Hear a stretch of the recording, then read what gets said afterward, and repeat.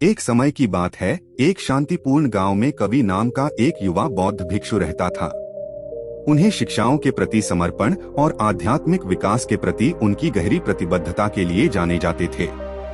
एक दिन जब कवि गांव से गुजर रहा था, उसने देखा कि लड़कों का एक समूह इकट्ठा हुआ है, जो लड़कियों को खेलते और हंसते हुए देखने में पूरी तरह से तल्लीन है। कवि लड़कों के पास गया और पूछा कि वे लड़कियों पर इतने फिदा क्यों हैं। लड़कों में से एक ने उत्तर दिया, वे बहुत सुंदर हैं और देखने में मजेदार हैं। हम उनसे विचलित हुए बिना नहीं रह सकते।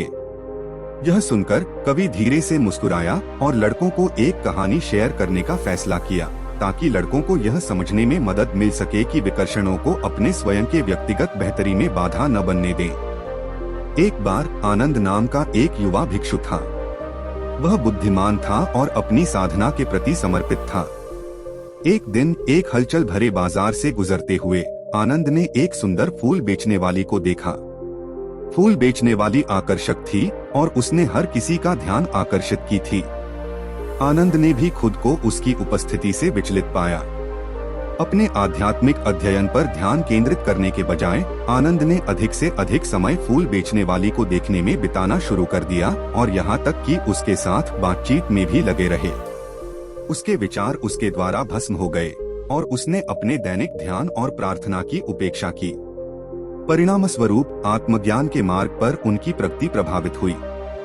जब कवि ने कहानी जारी रखी तो लड़के ध्यान से सुन रहे थे। एक दिन आनंद एक बुद्धिमान बड़े भिक्षु से मिले, जिन्होंने उनकी विचलित अवस्था पर ध्यान दिया। बड़े भिक्षु ने प्यार से आनंद से संपर्क किया और कहा, दुनिया की सुंदरता मोहक हो सकती है, लेकिन यह याद रखना महत्वपूर्ण है कि असली सुंदरता भीतर है। अपने आप को बाहरी विकर्षणों से भस्म होने की अनुमति देकर आप अपने स्वयं के आंतरिक विकास और प्रबुद्धता को खो देने का जोखिम उठाते हैं। बड़े भिक्षु की बुद्धिमत्ता से आनंद को अपनी गलती का एहसास हुआ।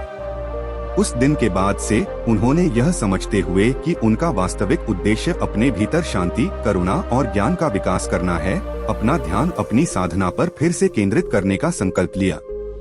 कवि जारी रखा, लड़कों, आनंद की कहानी हमें सिखाती है कि दूसरों के प्रति आसक्ति जैसे बाहरी विकर्षणों को हमारे अपने व्यक्तिगत विकास में बाधा न बनने देने का महत्व है। यह महत्वपूर्ण है कि आंतरिक सद्गुणों जैसे ध्यान, करुणा के मूल्य को पहचाना जाए।